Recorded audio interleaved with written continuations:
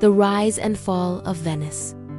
From fishing village to maritime superpower, picture this. You're standing in one of the world's most stunning cities, surrounded by shimmering canals and magnificent palaces. But here's what'll absolutely blow your mind. This wasn't always the case. What if I told you that Venice, this breathtaking jewel of Italy, started as nothing more than a collection of muddy fishing villages? And yet, from these humble beginnings rose one of history's most powerful empires that would dominate the seas for over 1,000 years. Buckle up, because you're about to discover how a handful of refugees hiding in swampy lagoons built the most remarkable maritime republic the world has ever seen. This is the extraordinary tale of La Serenissima, the most serene Republic of Venice. Let's travel back to when the mighty Roman Empire was crumbling. We're talking about the 5th century AD, when everything was falling apart. Imagine the chaos. Barbarian tribes were sweeping across Italy like a plague of locusts. The Huns, the Goths, the Lombards, they were all having a right go at carving up what remained of Roman civilization. Now, where would you run if your entire world was collapsing around you? Most people fled to the hills or tried to find shelter in fortified towns. But some clever folks had a different idea entirely. They looked at those marshy, mosquito-infested lagoons off the Italian coast and thought, you know what? That might just be our salvation. These weren't your typical coastal waters, mind you. These lagoons were treacherous, shallow, and constantly shifting. Local fishermen knew every channel and sandbar like the back of their hands. But to outsiders, it was a maze of death, perfect for hiding from marauding armies who couldn't tell deep water from a muddy trap. So there they were, Romans, merchants, craftsmen, and anyone else with half a brain, all crowded onto these tiny islands, trying to make sense of their new lives. Can you imagine it? One day you're living in a proper Roman villa with central heating and marble floors. The next you're building a hut on stilts over a swamp. Talk about a lifestyle change. But here's where it gets really interesting. In the year 726, something remarkable happened. These refugees, these displaced people who'd lost everything, decided they needed proper leadership. They weren't content to just survive. They wanted to thrive. So they did something that would echo through history for the next 1,000 years. They elected their first leader. His name was Orso. And they gave him the title of Doge, basically meaning leader or duke. Now, Orso probably had no idea that he was starting something legendary. He was just the first in what would become an unbroken chain of 117 Doges, who would rule Venice for an entire millennium. Let that sink in for a moment. 1,000 years of continuous leadership from the same system of government. That's older than most European kingdoms. Meanwhile, the rest of Italy was still a right mess. The Eastern Roman Empire, which we call the Byzantine Empire today, was trying to reassert control over Italian territories. They'd managed to establish something called the Exarchate of Ravenna, essentially their Italian headquarters. But even they couldn't bring stability to the region. By 751, the Lombards had crushed the Byzantine presence in most of Italy. Cities fell one after another, like dominoes. But Venice? Venice held firm. Those lagoons that had once seemed like a curse were now proving to be the city's greatest blessing. No army, no matter how powerful, could effectively attack a city surrounded by treacherous waters that only the locals understood. Then along came Charlemagne. You know, the bloke who became Holy Roman Emperor. The Pope had called for help against the Lombards, and Charlemagne answered that call with typical Frankish enthusiasm. His armies swept through Italy like a hurricane, crushing the Lombard resistance. But when he turned his attention to Venice, well, that was a different story entirely. Charlemagne's son, Pepin, was put in charge of conquering Venice. Poor lad probably thought it would be a dodel. After all, how hard could it be to take a bunch of islands from some displaced refugee? Think about it logically. Venice sat perfectly positioned between two worlds. To the west lay Europe, hungry for exotic goods and luxuries. To the east sat the magnificent city of Constantinople, the beating heart of the Byzantine Empire, overflowing with the riches of Asia. And there was Venice, right in the middle, with the maritime knowledge to bridge these two worlds. The Venetians weren't content to just facilitate this trade. They wanted to dominate it. They started small, selling Italian grain and wine to Constantinople. In return, they brought back spices, silk, and precious goods that European nobles would pay handsomely for. But the real foundation of Venice's early wealth came from something far more mundane: salt. Now, you might be thinking, salt, really? But in the medieval world, salt wasn't just a seasoning. It was literally a matter of life and death. Without refrigeration, salt was the only way to preserve food for long journeys or harsh winters. Control the salt trade, and you controlled survival itself. The Venetians understood this better than anyone. They had natural salt pans in their lagoons, and they knew how to harvest and process salt more efficiently than their competitors. They became so dependent on this trade that they famously called salt il ferro fondamento del nostro Stato, the true foundation of our state. Not marble, not gold, not even their famous ships. Salt was what built Venice. But the Venetians were nothing if not ambitious. Having salt was one thing, but they needed something more.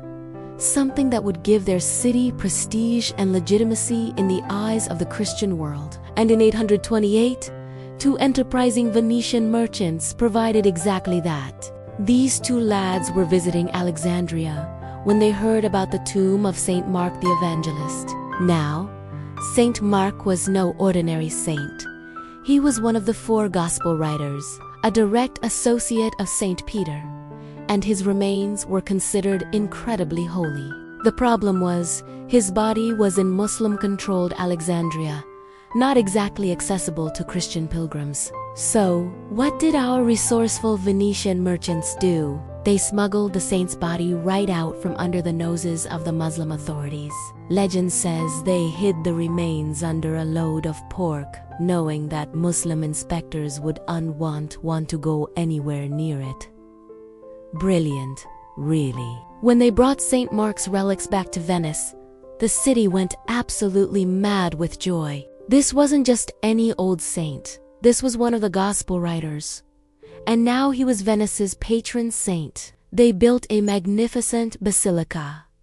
Two houses remains, and St. Mark's symbol, the winged lion, became the emblem of the entire republic. The first basilica burned down in 976, but the Venetians weren't about to let that stop them. They built an even more spectacular replacement, which was consecrated in 1094, and still stands today as one of the most beautiful churches in the world. That winged lion of St. Mark started appearing everywhere on flags, buildings, coins, and official documents. It became the symbol of Venetian power and authority. But symbols alone don't build empires. The Venetians quickly discovered that their lucrative trade routes were constantly threatened by pirates operating from the Balkan and North African coasts. These weren't your romanticized pirates from adventure stories. These were brutal raiders who would steal cargo,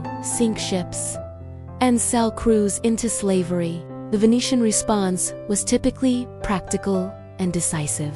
If pirates were threatening their trade, then the pirates had to go. But that meant building a navy capable of clearing the seas of these threats. And not just any navy. They needed a force that could project power across the entire eastern Mediterranean. The backbone of Venetian naval power became the galley, a sleek, purpose-built warship that was perfectly adapted to Mediterranean conditions. These weren't the massive sailing ships you might imagine. Venetian galleys were powered by up to 150 oarsmen and equipped with triangular lateen sails that could catch wind from almost any direction. Each galley carried a bronze-sheathed ram at the front for ramming enemy ships, and about 30 crossbowmen for ranged combat. But these ships weren't just warships, they were also used to transport the most valuable cargoes: spices, silks, precious stones, and other luxury goods traveled in galley convoys that could fight off any threat. By the year 1000, Venice had become so dominant in the Adriatic that the Doge started calling themselves Dukes of Dalmatia as well. They'd established garrisons and trading posts all along the eastern Adriatic coast, creating a network of bases that supported their growing maritime empire. But Venice's true masterstroke came in 1103 with the construction of the Ars. This was just a shipyard. It was one of the first true industrial complexes in European history. The arsenal employed around 2,000 workers and could produce hundreds of ships per year using assembly line techniques that would be seen elsewhere for centuries. The efficiency was absolutely staggering.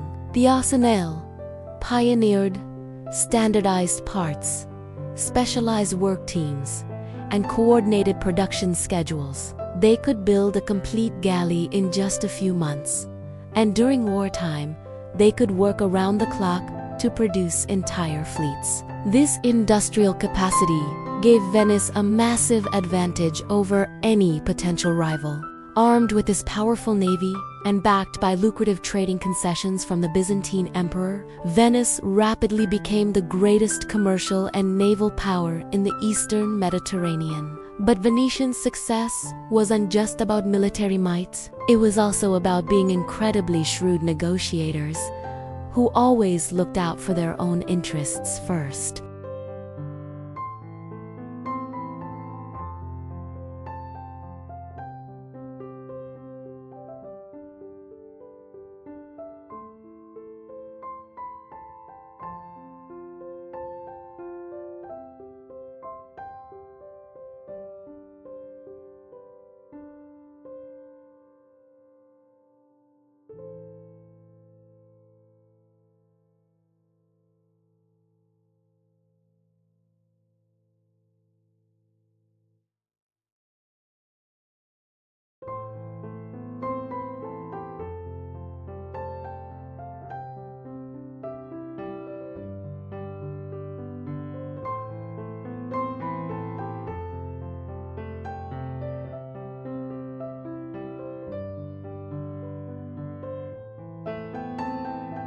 This was the age of the Crusades, and Venice found itself perfectly positioned to profit from the religious fervor sweeping Europe. Crusader states needed supplies, transportation, and financial backing. Venice was more than happy to provide all three for the right price, of course. The Fourth Crusade in 1202 perfectly illustrates Venetian opportunism at its finest.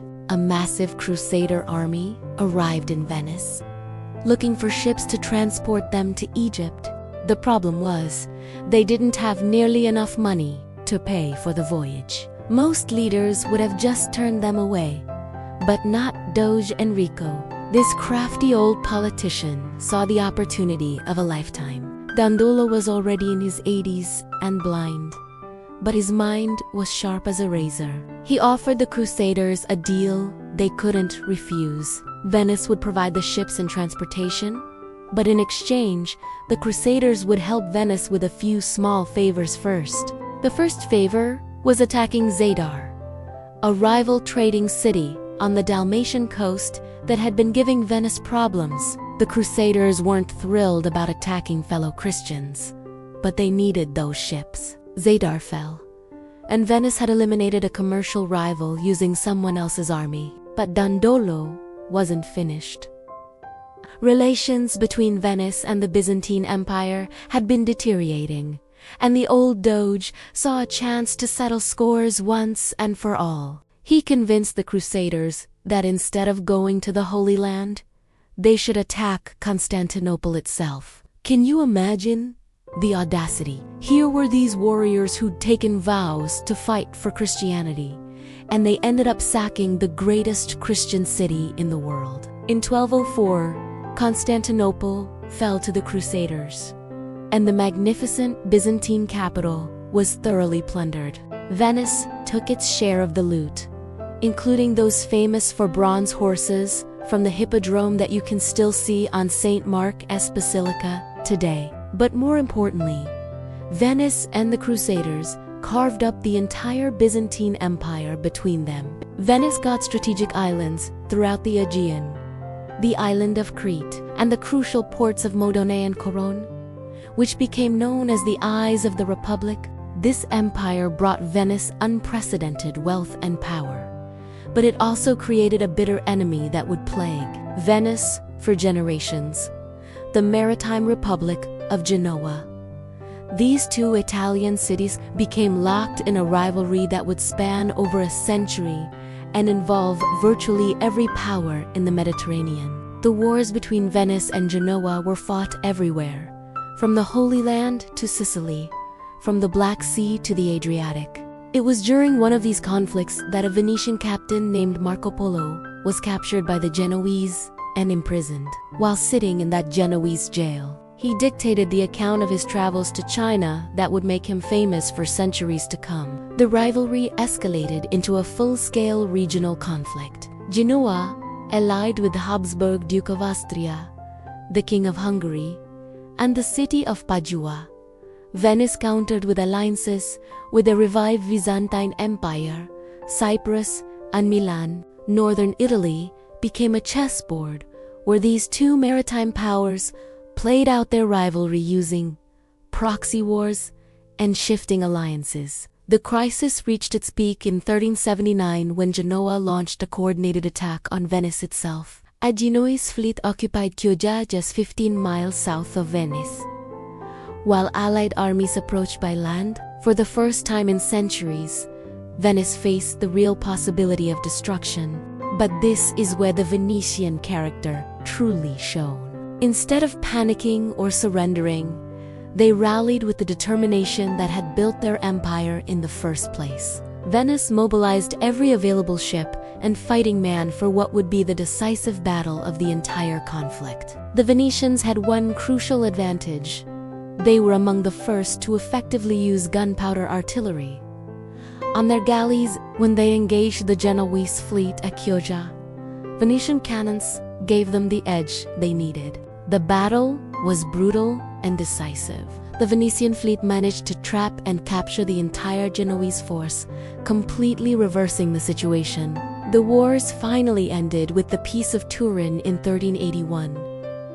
Both Venice and Genoa were exhausted by decades of conflict and massive military expenditure. Venice had to make significant territorial concessions, but she had survived while maintaining her independence and core territories. Genoa, on the other hand, never fully recovered. Internal political feuding and economic problems gradually reduced Genoa's influence, while Venice prepared for one of the most remarkable comebacks in European history. And the secret to this recovery lay in something that made Venice unique among European powers: her extraordinary system of government. The Venetian political system was unlike anything else in medieval Europe. While most of the continent was ruled by kings who claimed divine authority, Venice had developed a complex republican system that balanced different interests and prevented any single person or faction from gaining absolute power. At the heart of this system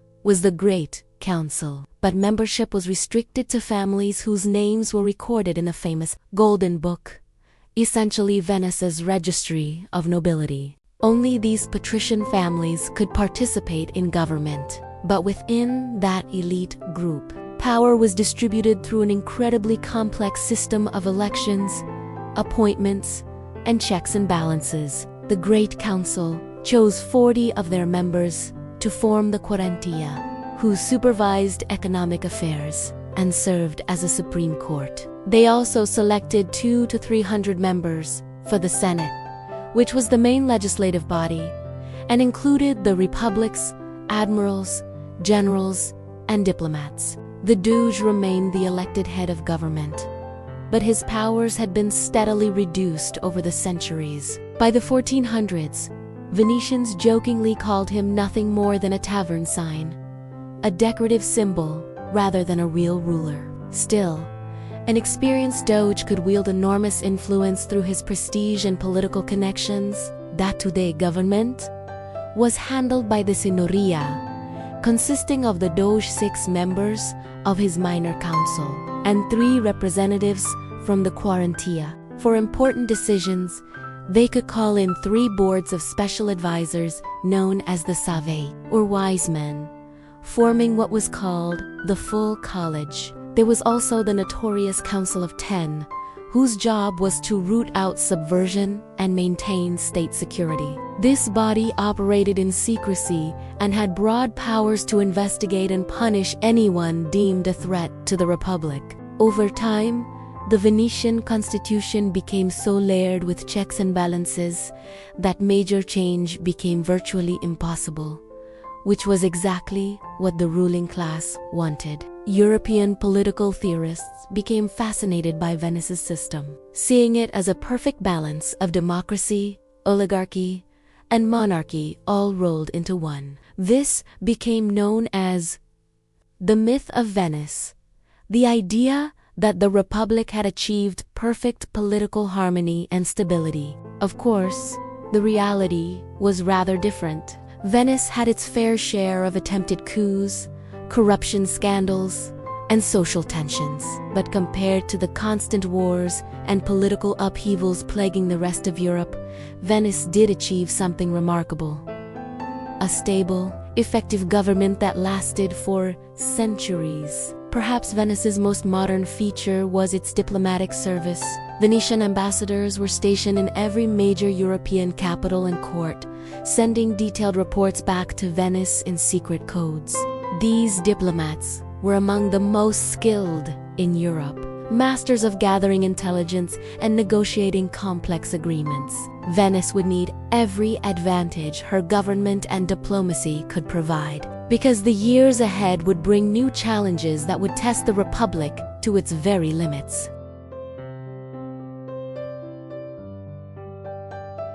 Thanks for watching. If you liked it, please like, comment, and subscribe. I'll see you in the next video. Bye!